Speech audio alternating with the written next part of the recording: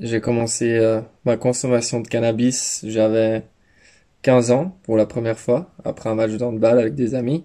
J'ai arrêté de consommer durant 4 ans, je pense, de mes 19 ans à mes 22 ans. Puis j'ai repris et je continue encore aujourd'hui à fumer. Je consomme à peu près, je dirais, 2 à 3 joints par jour. Ça dépend de mes activités. Mais c'est jamais en général durant la journée, c'est plutôt le soir ou les week-ends pour faire la fête. Ce que je recherche dans le cannabis, c'est plusieurs choses. Déjà, c'est une sensation de relaxation, le côté psychotrope aussi, qui est quand même assez plaisant. Et puis après, il y a aussi bien sûr une certaine habitude et puis ouais, un certain plaisir à fumer des joints, que ce soit seul ou bien des fois entre amis ou même en soirée justement. Les conséquences de ma consommation, déjà, pour moi, la principale, c'est la conséquence financière, qui consacre quand même un budget important pour ma consommation. Je dirais que ça peut arriver dans le milieu festif, des fois, nous amener à être peut-être un petit peu plus isolés ou avoir un mauvais moment, comme on pourrait avoir des fois avec l'alcool ou d'autres substances. Je pense quand même que je suis pour moi addict, malgré tout, même si je peux m'en passer pendant 2 semaines sans souci. Après, tout dépend bien sûr de la relation qu'on a avec la substance, mais je ne pourrais pas dire au jour d'aujourd'hui que je n'ai pas d'addiction au cannabis.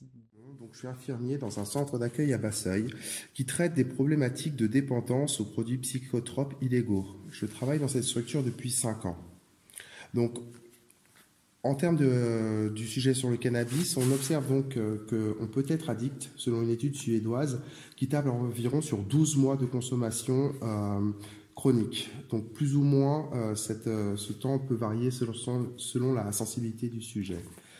Les symptômes récurrents qu'on repère chez les personnes addictes sont une perte motivationnelle, un repli sur soi-même, les épisodes paranoïaques plus ou moins de faible intensité, ainsi qu'une baisse d'inhibition. C'est ce qu'on appelle l'état d'euphorie.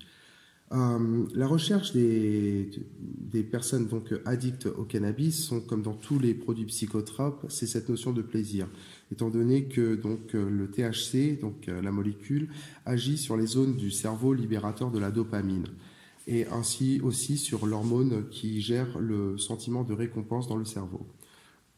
Donc les conséquences d'une surconsommation de cannabis, il faut savoir que le cannabis n'est pas mortel, on ne meurt pas d'une overdose de cannabis et que le cannabis a moins d'effet sur l'organisme que le tabac.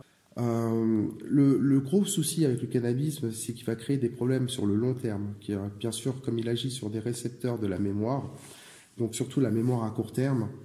Euh, et le problème majeur, c'est qu'il va relever surtout les pathologies psychiatriques sous-jacentes. Donc, c'est-à-dire qu'elle ne va pas créer des pathologies psy, mais si on a un terrain de schizophrénie ou des prédispositions à la décompensation psychotique, et ben en fait, ça va être relevé par la consommation de THC.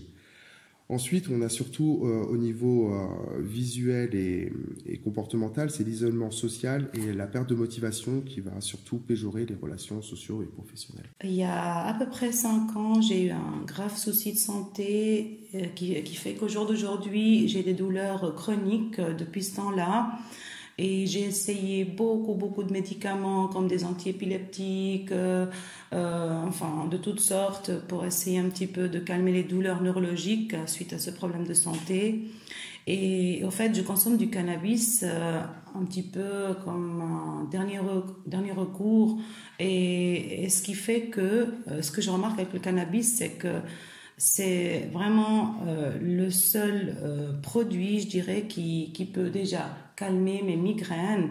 Et vraiment, ça a un effet sur mes maux de tête, mais immédiat. Tous les autres médicaments que j'avais essayés dans le passé n'ont jamais fonctionné ou très peu.